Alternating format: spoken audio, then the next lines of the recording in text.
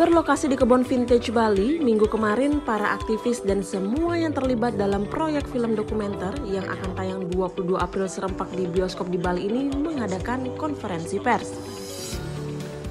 Dalam konferensi pers tersebut, baik sutradara, protagonis, hingga kru sangat antusias mengajak masyarakat untuk bersama meluangkan waktu menonton film ini sebagai bentuk dari kepedulian terhadap bumi kita yang semakin rusak karena plastik. Lakota Moira selaku produser mengakui ide ini memang bermula dari Bali. Melihat permasalahan plastik di Bali yang serius menjadi pencetus dirinya dan teman-teman untuk menyuarakan diet plastik. Kita mulai diet plastik dengan kepercayaan bahwa sebenarnya sudah ada banyak solusi, banyak ide dan banyak individu sistem untuk mengatasi masalah polusi plastik yang digunakan di lautan Indonesia. Jadi kita mengawali kita dengan konsep itu. Itu kenapa kita mulai untuk mencari solusi-solusi. Dalam kampanye yang digelar minggu tersebut, bertepatan dengan gelaran bazar mingguan, menjadi kesempatan bagi mereka untuk mengedukasi para tinen agar tidak menggunakan kantong plastik. Salah satu pemeran protagonis Pulau Plastik, Tiza Mafira, yang juga aktivis lingkungan, mengatakan bahwa kesadaran masyarakat terhadap pentingnya diet plastik juga sudah semakin membaik. Karena Bali salah satu provinsi yang sudah melarang penggunaan kantong plastik, hanya saja gaungan ini masih sangat kurang. Perlu adanya kerjasama dari segala arah. Film ini akan menunjukkan kenapa ini penting untuk terus didukung, ya.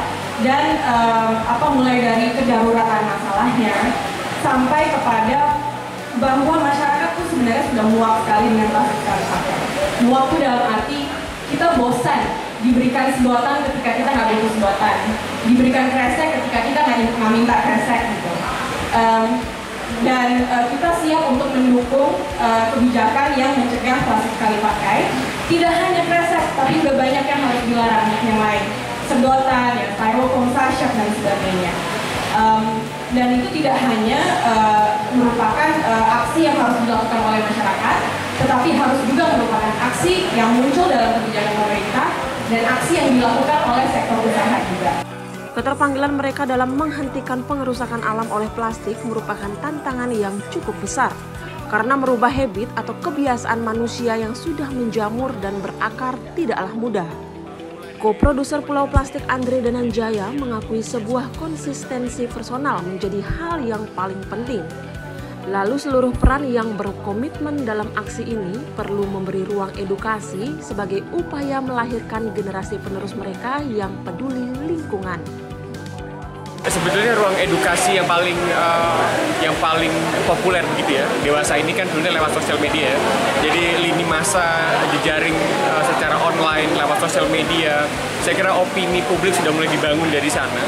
Konten-konten yang kemudian senada soal isu-isu lingkungan, terutama isu plastik sekali pakai itu sudah cukup banyak.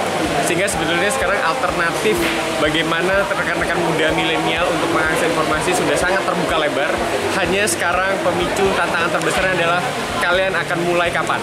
Mulai hari ini atau besok? Saya kira itu pilihan ada di teman-teman. Tapi kami mengajak memastikan lagi bahwa teman-teman tanpa dukungan dari kalian, tanpa dukungan dari diri kita sendiri, saya rasa regulasi, kebijakan-kebijakan soal pengurangan timbulan sampah plastik sekali pakai ini tidak akan bergerak.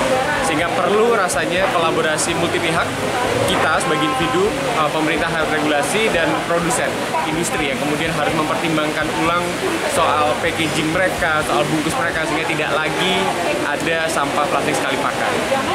Kegiatan ini merupakan ruang bagi seluruh publik untuk bersama-sama berinisiatif dan menyebarkan solusi membersihkan masalah sampah plastik di negeri ini. Dari Denpasar, Tim Liputan Nirwana TV melaporkan.